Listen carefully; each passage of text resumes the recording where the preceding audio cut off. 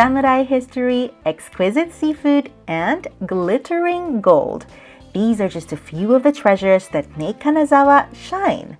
Often called Little Kyoto, this charming city shares many similarities with its famous counterpart, but could it actually be the better alternative? Well, in this video, our mission is to find out. My name is Mizhelle, you're watching Tokyo Pass 3, this is Kanazawa.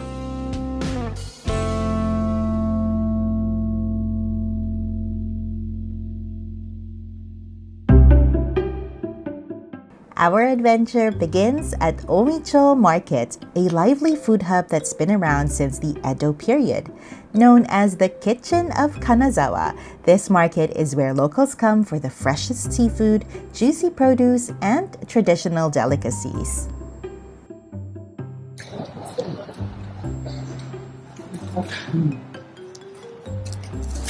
Not hot though. Ideally, Omicho Market is a great place to try various local specialties, but the layout was confusing to me, so I just gave up and settled on a sushi restaurant.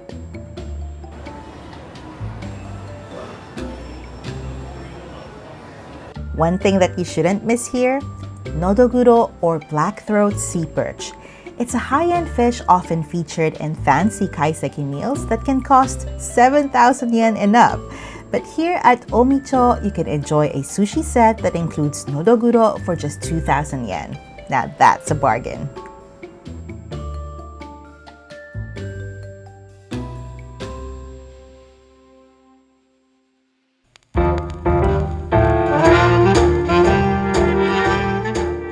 After filling up on sushi, I took a leisurely walk to the Kanazawa Phonograph Museum, a hidden gem just a short stroll away. This charming museum is a time capsule of sound, showcasing vintage phonographs and gramophones from the late 19th and early 20th centuries. If you time your visit right, you can catch one of the demonstrations held 3 times a day, where a staff member plays music from a variety of phonographs. The older ones were kind of creepy, but mostly inspire awe, especially when you think that these recordings are a preserved moment of a time long gone. Filming wasn't allowed, so you'll have to go and hear this one for yourself, but I promise you, you'll love it.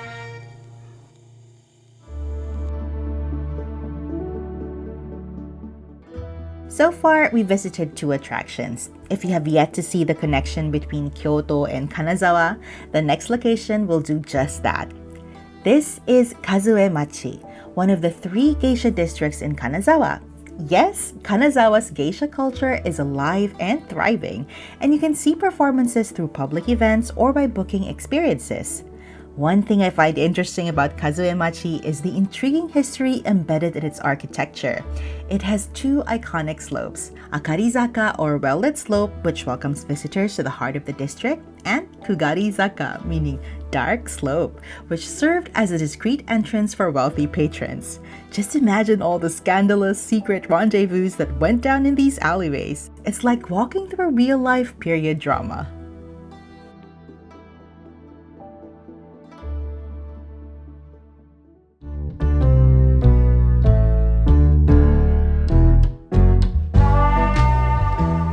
Speaking of period dramas, our next stop is also straight out of another era, Kingyoan. This dreamy cafe pays homage to the Taisho era, a brief but fascinating period in Japanese history spanning from 1912 to 1926. Known as a time of modernization and cultural fusion, the Taisho era blended Western influences with traditional Japanese aesthetics, creating a uniquely romantic and artistic vibe that this cafe perfectly captures, from the staff uniform to the ornate decor and, of course, the beautifully crafted food and drinks.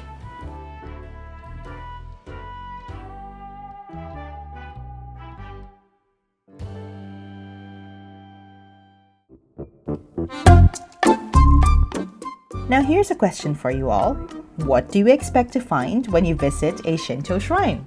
I'm willing to bet none of you said ninjas. That's something unique to this place, Utasu Shrine. Scattered around the shrine grounds are hidden ninja dolls, a quirky nod to Kanazawa's rich history and a fun surprise for visitors.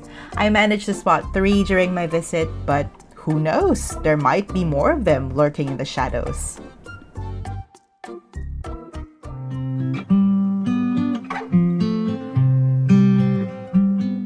The last 2 spots we visited are actually in Higashi Chaya, the largest and most famous of Kanazawa's geisha districts. Taking a stroll here feels like stepping straight into a scene from the Edo period.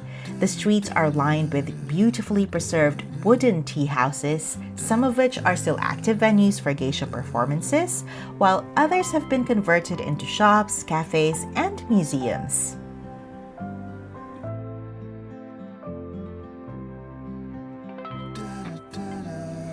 One shop that you can't miss at Higashi Chaya is Hakuichi. They have 2 branches here, and the first one I stumbled upon offers a gold leaf experience.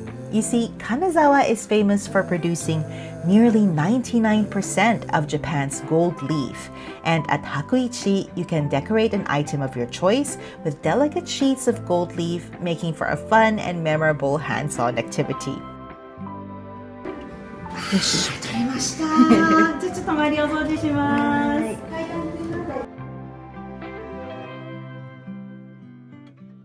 Afterwards, you can drop by the other Hakuichi branch where you can eat gold leaf ice cream.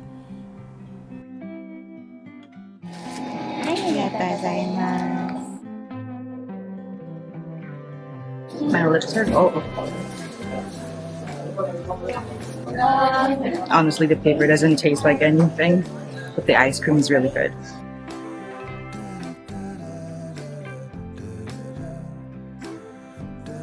It's been a packed first day in Kanazawa, and what better way to end it than by indulging in another local specialty, noto beef. Known for its rich marbling and buttery texture, this premium beef is a must-try for food lovers. I wrapped up my first day with a steak bowl at Kanazawa Niku Shokudo, and it was a very satisfying way to close out an incredible day.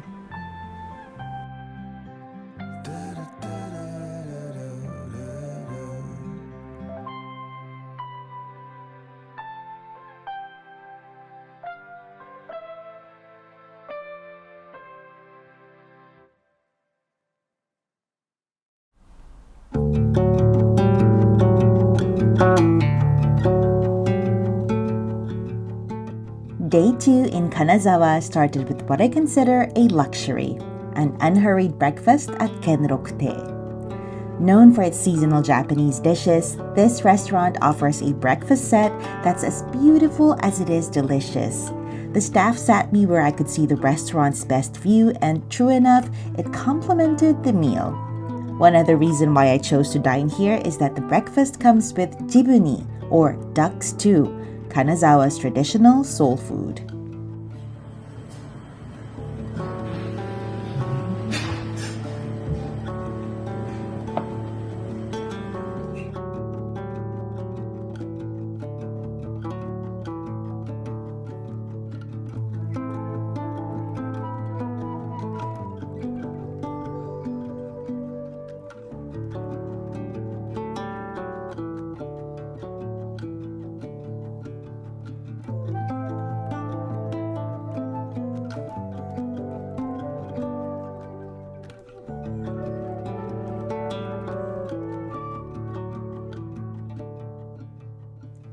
After what felt like a meditative breakfast, I continued to explore Kenrokuen, one of Japan's top 3 gardens. Its name means Garden of 6 Attributes, referring to the 6 ideal elements of a perfect garden: spaciousness, tranquility, artificiality, antiquity, water features, and scenic views.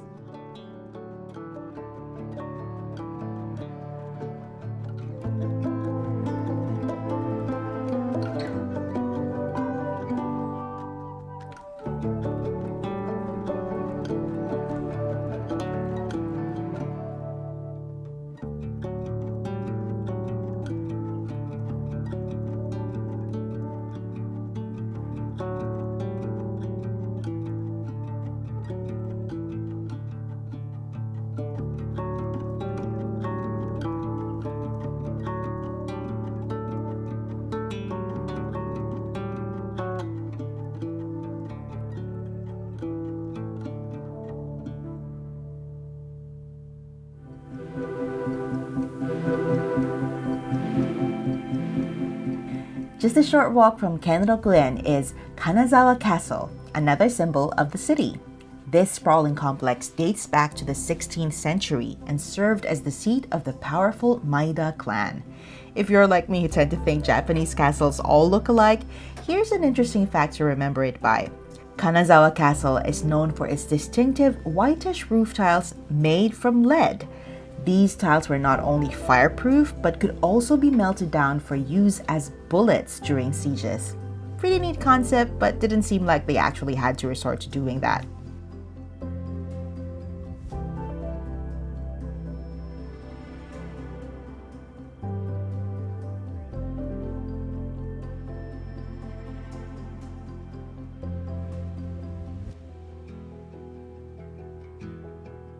After the grandeur of Kanazawa Castle, I visited Ishiura Shrine, the oldest Shinto shrine in Kanazawa.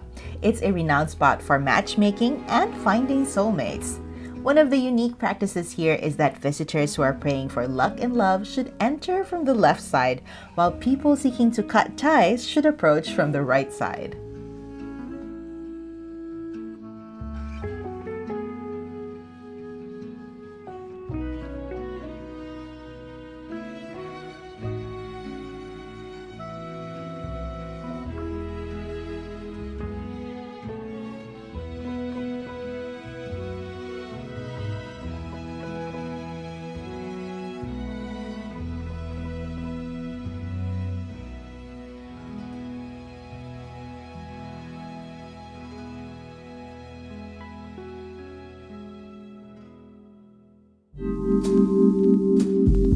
Next up, Myoryuji, more famously known as Ninja-dera or Ninja Temple. While it has no direct connection to ninjas, this temple is packed with secret doors, hidden passages, and clever traps designed to confuse intruders. You need to call beforehand to join the guided tour, which is the only way you can see what's inside.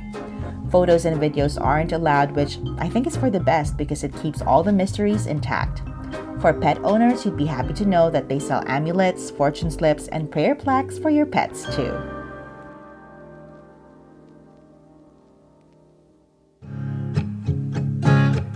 For lunch, I tried one of Kanazawa's local comfort foods, hanton rice. This hearty dish features an omelette-topped rice plate served with a tangy ketchup-based sauce and crispy fried seafood on the side. It's indulgent, satisfying, and full of nostalgic charm. The Hanton Rice restaurant I visited is in Nishi Chaya, Kanazawa's smaller and quieter geisha district. Unlike Higashi Chaya, Nishi Chaya has a more relaxed, down-to-earth vibe. The narrow streets are lined with traditional tea houses, many of which are still active. There's a doll museum and a ninja museum here too, which I reserved for the next time I visit Kanazawa.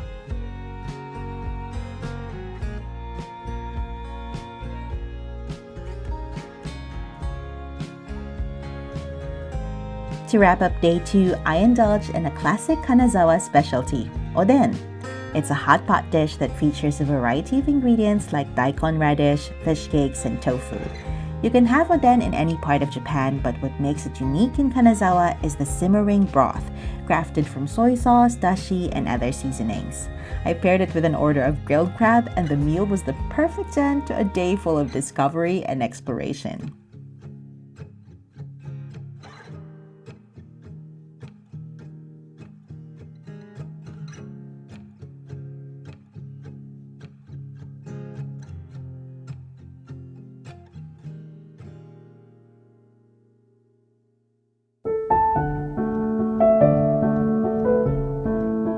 Our final day in Kanazawa is here, and we're kicking it off with breakfast at Hirami Pan, a charming French-style bakery and cafe housed in a retro building.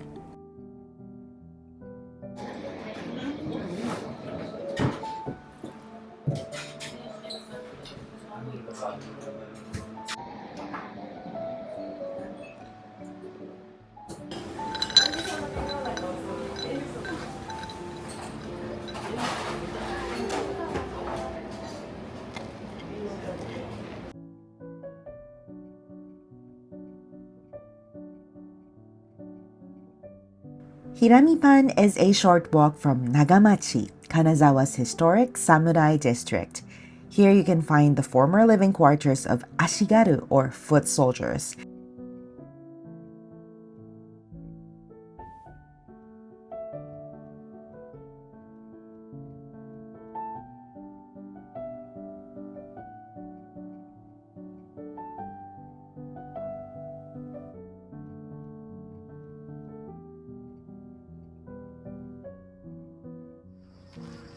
As well as the houses of prominent samurai families. Many of these homes have been converted into museums where you can see artifacts, gorgeous gardens, and even samurai armor.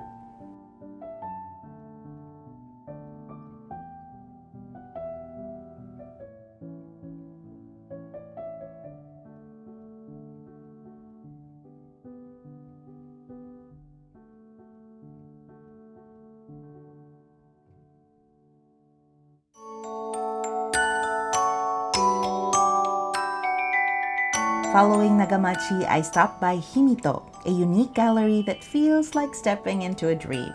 The space is filled with over 10,000 delicate dandelion puffs, creating an ethereal atmosphere.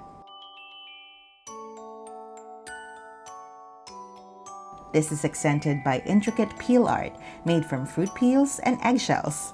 There's unfortunately no air conditioning inside, so in the grueling Japanese summer, it's a bit of a challenge to stay here.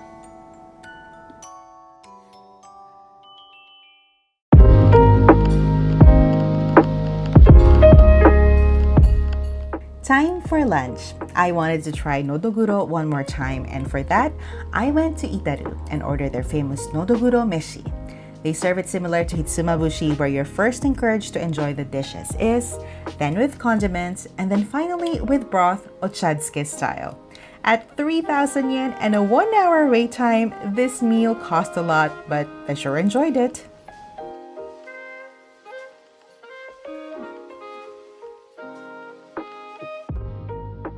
Among foreign visitors, Kanazawa's appeal lies in its geisha and samurai culture. But ask a Japanese local resident what they want to see in Kanazawa, and they're likely to say the 21st Century Museum of Contemporary Art. It's known for its interactive exhibits, particularly the swimming pool, which you can enjoy the view of from above or below.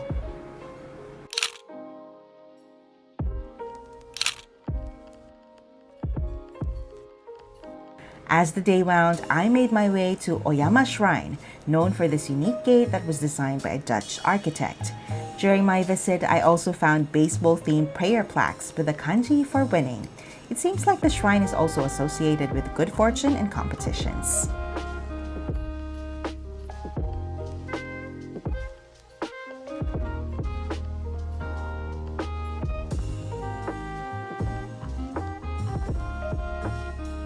And for my last meal in Kanazawa, I opted for another taste of noto beef, this time in the form of gyukatsu. This was incredibly satisfying, and I loved how you can enjoy the gyukatsu with different toppings and sauces.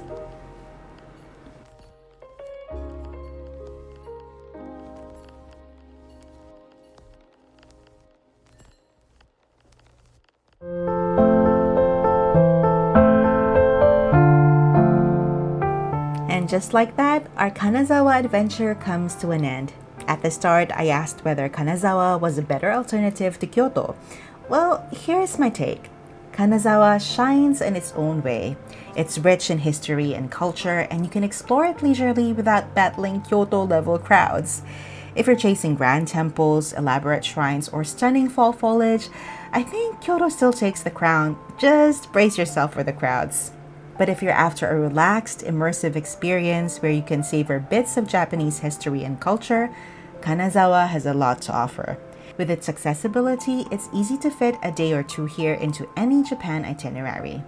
Now, if you're looking for somewhere that feels remote yet accessible with an equally fascinating samurai history, I'd recommend Fukushima. Don't worry, I've got you covered with a full travel guide playlist on my channel. This has been Mizhelle for Tokyo Pass 3. Thank you for watching, and I'll see you in the next video. Bye!